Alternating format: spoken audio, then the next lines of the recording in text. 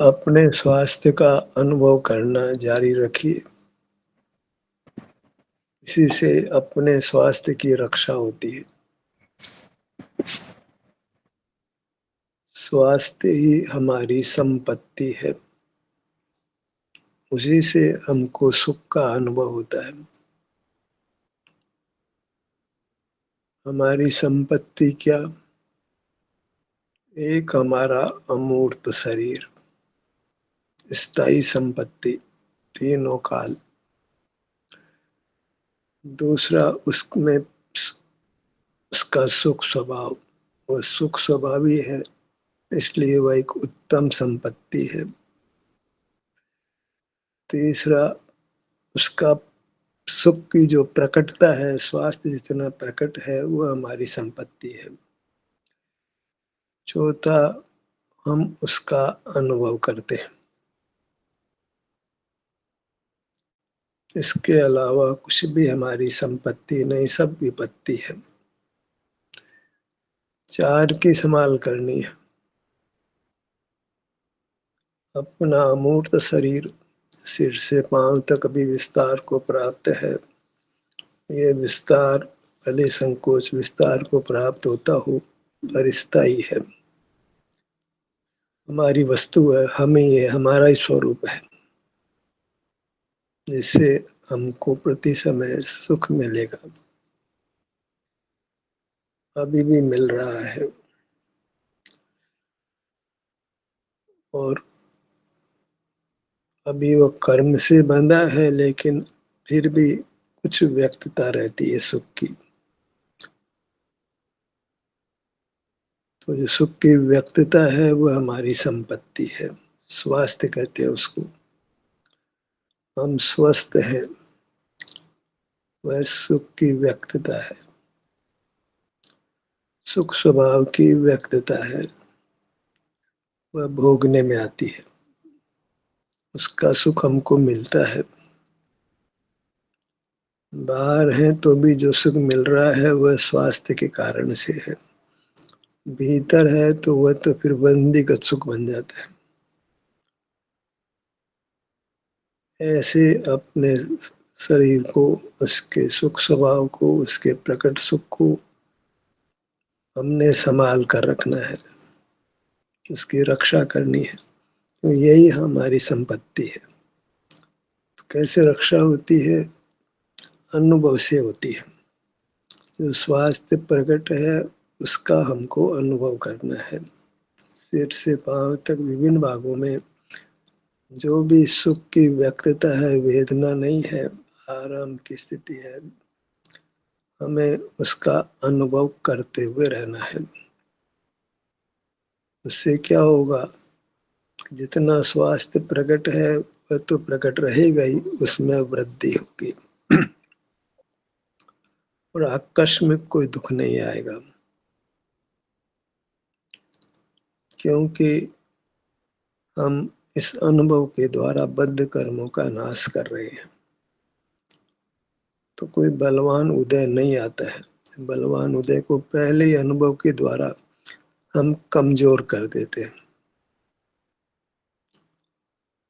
तो बाहर रहने पर भी हमको कोई ऐसी स्थिति नहीं बनती है कि बाहर में बहुत प्रतिकूलता आ जाए और अपने शरीर के स्वास्थ्य का अनुभव करें तो कोई बहुत तीव्र वेदना का प्रकरण बने, सो नहीं है। जितने अंशों में कर्म रह गया है, उतना तो मोह रहता भी है, और सही अंतर में आने पर दुख भी रहता है। बाहर में राग द्वेष का दुख है, भीतर में वेदना का दुख रह सकता है। पर कितने काल तक? जब अपने अपनी निधि को संभाल लिया, निधि को भोगने लगे, तो फिर निधि की बड़वारी होकर पूर्ण प्रकटता होती है। हम अपने शुद्ध रूप को पालेंगे, मूर्त के बंधन से रहित होंगे, हमारा संपूर्ण सुख व्यक्त होगा और अनंत काल बना रहेगा। तो ये मनुष्य जन्म पाना सार्थक हो जाएगा। बाहर ही बाहर दृष्टि नहीं रहेगी, अब भीतर भीतर दृष्टि रहेगी। हम अपने क्षेत्र में निवास करेंगे, पर क्षेत्र में नहीं। ज्ञान पर क्षेत्र में निवास करता है, अनुभूति स्वक्षेत्र में निवास करती है। अनुभूति पवित्र है और ज्ञान अपवित्र है। ज्ञान कुशील है, अनुभूति सुशील है। हमें सुशील रहना है, अपना अनुभव करते हुए रहना है। स्वास्थ्य की प्रकट स्थिति को बिना भोगे नहीं रखना है। स्वास्थ्य रहते हुए भी उसको नहीं भोगे तो वह हमारी समझदारी नहीं है, मूर्खता है। मनुष्य बने हैं बहुत, हमको विवेक प्राप्त हुआ है, तो उस विवेक के द्वारा हमको अपना अनुभव करना है, पर को नहीं जानना है। पर में सुख ही नहीं है, पर हमारा भी नहीं है, तो पर के साथ व्यवहार नहीं करना है। जो पर के साथ व्यवहार करते हैं वह संसार पैदा करता है। या तो परमात्मा के साथ भी व्यवहार नहीं करना है, बस उनसे प्रेरणा भर ले सकते हैं। वो भी साक्षात तो मौजूद नहीं है, पर हम उनकी प्रतिमा बनाते हैं।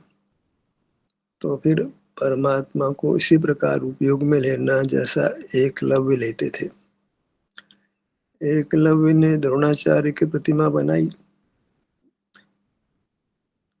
धनुष और तीर लिए हुए, कमान कसे हुए। तो आप भी धनुष कमान हाथ में लेता, धनुष तीर हाथ में लेकर के अभ्यास करता है।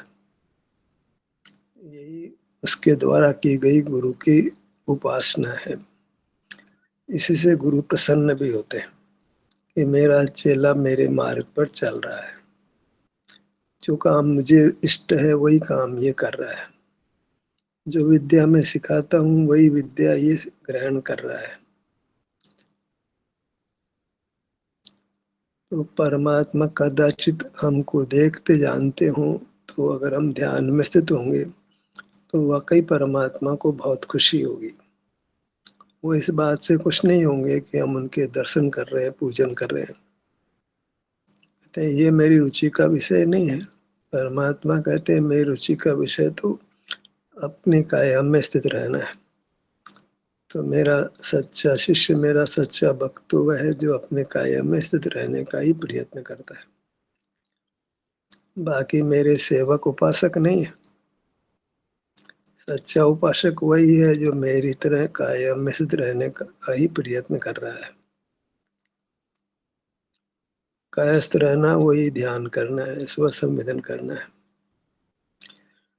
कायस्थ सबसे अच्छी तरह मार्ग समझ में आता है। जिनागम में उसके लिए शब्द है, वो पिंडस्थ शब्द लिया है।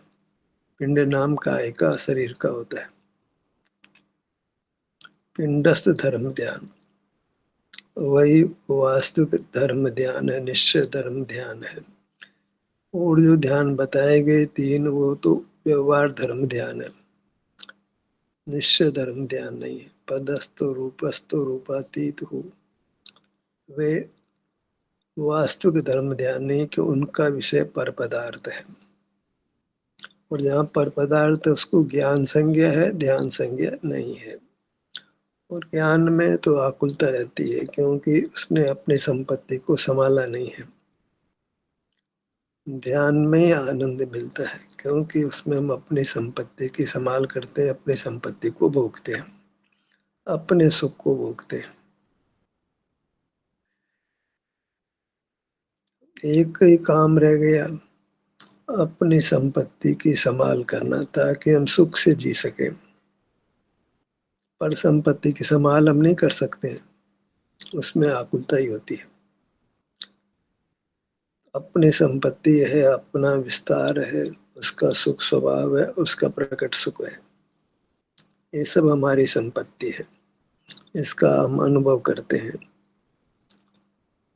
तो संपत्ति पूरी तरह हमको उपलब्ध होती है, अपने पूरी शक्ति के साथ हमको प्राप्त होगी, पूर्ण सुख के साथ, हमको हमारा विस्तार मिलेगा। वह परमात्म दशा है। परमात्म दशा अनुमान से कैसे भी के प्रकट अनुभव के आधार पर हाथ के में रखे आंवले की तरह ज्ञात होने लगती है। ऐसे हम परमात्मा होंगे जब सर्वांग में सुख होगा, वेदना नहीं होगी, हम उसका अनुभव करते होंगे और जगत के साथ कोई व्यवहार, कोई परिचय नहीं होगा। पूर्ण आनंद की व्यक्तता होगी। वो भले पूर्ण आनंद अभी व्यक्त नहीं है, लेकिन समझा जा सकता है कि जहाँ कर्म का संबंध नहीं रहा, फिर वहाँ कोई आकुलता नहीं, कोई दुख नहीं, कोई बंधन नहीं, कोई जगत के साथ व्यवहार नहीं। आप ही है बस, दूसरा कोई नहीं है। दूसरा होते हुए भी नहीं है, विश्व के होते हुए भी विश्व नहीं है। जैसे जो बहरा है उसको आवाज होते हुए भी आवाज नहीं है, जो अंधा है उसके लिए वर्ण होते हुए भी नहीं है, जो जिसको दो इंद्रियां उसके लिए गंध होने पर भी नहीं है। ऐसे जब अपने अनुभव में होते हैं तो जगत होने पर भी हमारे लिए नहीं है। तो फिर राग द्वेष मोह का कारण बना भी नहीं है। दो के बीच में राग द्वेष मोह होता है, एक में नहीं होता है। और जब अपना अनुभव करते हैं तो हम एक ही होते हैं, अकेले ही होते हैं। तो राग द्वेष मोह नहीं होता, बंधन नहीं होता, दुख नहीं होता, एकांत सुख ही होता है।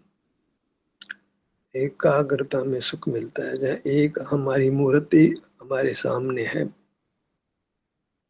हमारा विस्तार ही हमारे सामने है, तो वह मोक्ष मार्ग हो गया। जो एक नहीं है, दो तीन चार पांच बाहर में अनंत उद्गल है, उनके सन्मुख है, तो वह दुख का मार्ग है, बंधन का मार्ग है। मूर्त के साथ बंधन है, रागा दिक्ख दुख, शारीरिक दुख है। अनेक नहीं चाहिए, एक ही चाहिए बस, आप ही चाहिए। और आप में भी अनेकता की कल्पना नहीं करना है, नहीं तो फिर एक दूसरे प्रकार का अनेकत्व खड़ा होगा और व्यग्रता होगी, मोक्ष मार्ग नहीं होगा। एकाग्रता हो बस, किसी भी प्रकार की अनेकाग्रता नहीं। उत्पाद व द्रव्य का विकल्प भी जहाँ नहीं है, वहाँ एकाग्रता है। हम अपने वर्त सुख का अनुभव करते हैं, वहाँ मैं ध्रुव हूँ कि अनित्य हूँ ऐसा कोई विकल्प नहीं रहता है। मैं ध्रुव का आश्रय कर रहा हूँ कि ध्रुव, ऐसा विकल्प भी नहीं है। वहाँ तो प्रकट स्वास्थ्य है, उसका भोग है, सुख का भोग है, सुख का अनुभव है। बालक की तरह एक छोटा बालक होता है, नवजात से सुबह मानो स्वस्थ है, तो वह शांत और सुख सा लगता है। हालांकि वो कोई अपना अनुभव नहीं कर रहा है, वो कोई बाहर की जगह से उसका विशेष परिचय नहीं है, तो राग द्वेष भी नहीं, इतना मानसिक विकास भी नहीं है, तथापि समझा जा सकता है कि इसको कोई मोह नहीं है, कोई वेदना नहीं है, तो प्रसन्न है। और जब कर्म का संबंध होता है तो ही मोह और वेदना होती है। कर्म का संबंध नहीं हो तो मोह भी नहीं होता, वेदना भी नहीं होती, फिर शरीर आकार भी नहीं होता है। हम अपने मूल स्वरूप में, मूल विस्तार में होते हैं और पूर्ण सुख होता है। सुख भी पूरा हो गया, क्षेत्र भी पूरा हो गया। अब कहते हैं प्रभु तो सब बातों पूरा, सब बातों माने विस्तार से भी पूरा, वृत्ति से भी पूरा। अभी नहीं, स्वभाव से, सामर्थ्य से ऐसा मैं हूँ। क्षेत्र से भी पूरा पूरा खुल गया, बंधा हुआ नहीं, सिकुड़ा हुआ नहीं, किसी ने दबा नहीं रखा है। ये दबाव से कुछ दबी हो, दबाव हटने पर पूरे रूप में खुल जाती है। बाह्य पदार्थ तो धीरे धीरे खुलते हों, पर जीव तो तत्क्षण पूरा खुल जाता है। इधर बंधन मिटा और अपना मूल आकार खड़ा हो जाता है, पूरा सुख खड़ा हो जाता है। अव्याबाद सुख, और अपना संपूर्ण विस्तार, जिससे बड़ा कोई द्रव्य नहीं। पुद्गल भी फैले तो इतना ही फैल सकता है बंधन करके।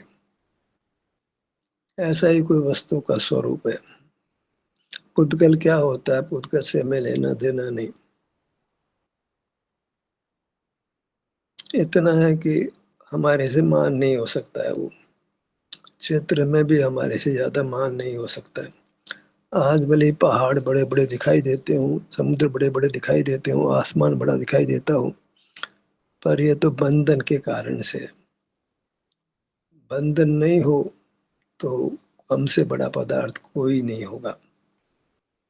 बड़ा हो तो ज्ञात हो, बड़ा है ही नहीं। हमारी सीमा से बड़ा कोई नहीं है।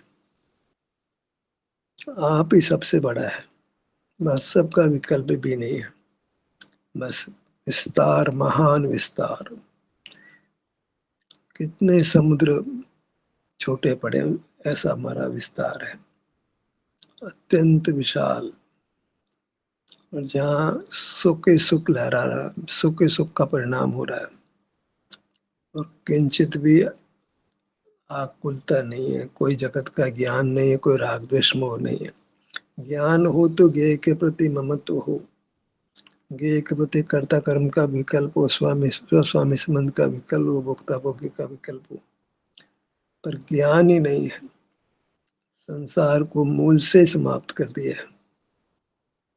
फिर संसार कभी अवतरित ही नहीं होगा।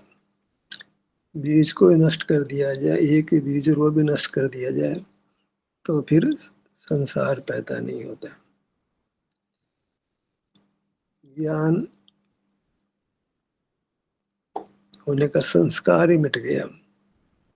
वृत्ति ज्ञान रूप होती ही नहीं है, तो कर्म का आगमन नहीं होता है।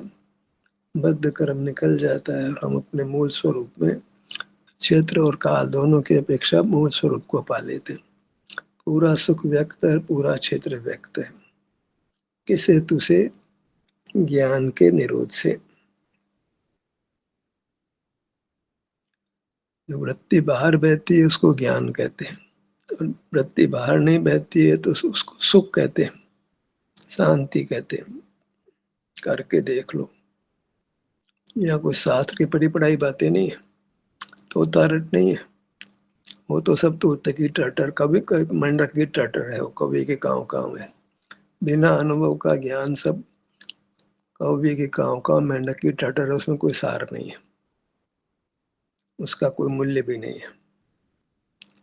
मूल्य अनुभूति से उपजा हुआ आनंद है, जिसकी हमको कांक्षा है, जिसको हम पाना चाहते हैं, और वह अपने अमूर्त शरीर के आश्रय से है, अपनी संपत्ति के भोग से है। केवल अमूर्त शरीर नहीं, वो सुख स्वभावी है, और उसमें सुख की व्यक्तता भी है।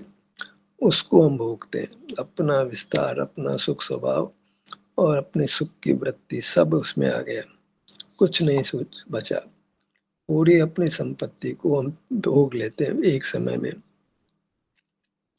असीम सुख को हम भोग लेते हैं। असीम सुख स्वभाव तो भोग भी असीम सुख रूप हो गया।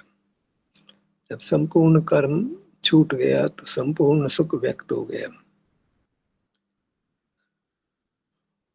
स्वास्थ्य का अनुभव करते रहें, क्योंकि वही कीमती है, उसकी रक्षा करनी है। भोगेंगे नहीं तो नष्ट हो जाएगा। बाहर रहेंगे तो स्वास्थ्य नष्ट हो जाएगा। स्वास्थ्य नष्ट होना ही सुख का नाश होना है। जीवन भारी होगा। स्वस्थ व्यक्ति जी लेता है, अस्वस्थ व्यक्ति तो मृत्यु को आलिंगन आलिंगन करता है। कोई व्यक्ति अस्वस्थ व्यक्ति को नहीं चाहता है। खुद भी अपने को नहीं चाहता है, जगत भी उसको नहीं चाहते। बीमार आदमी भी अपने को मारने की कामना करता है, जीवित नहीं रहना चाहता है। तीव्र बीमार हो तो मरने की भावना ही करता है। जगत भी ये कहता है कि मर जाए तो इसकी सुधर जाए, हमारी भी सुधर जाए, मतलब वो दुनिया में ही नहीं रहे। दुख का तो हम अभाव चाहते हैं, दुखी जीव का भी अभाव चाहने लगते हैं। खबर नहीं है कि मृत्यु विस्तार में भेद है। दुख को मिटाया जा सकता है विस्तार के आश्रय से। कोई भी दुखी है तो हमेशा दुखी रहे ऐसा नहीं है।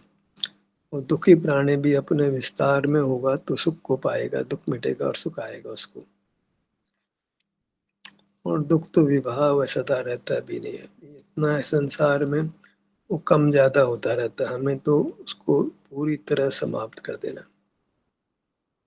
और दुख का मूल है वह बाहर में रहना और बाहर में रहने को स्वभाव मानना, चोरी और सीना जोरी। एक तो बाहर रहते हैं, पदार्थों को जानते हैं, उसको स्वभाव और मानते हैं। तो फिर है कि रंग, कपड़े को रंग लगाया और उसको पक्का और कर दिया।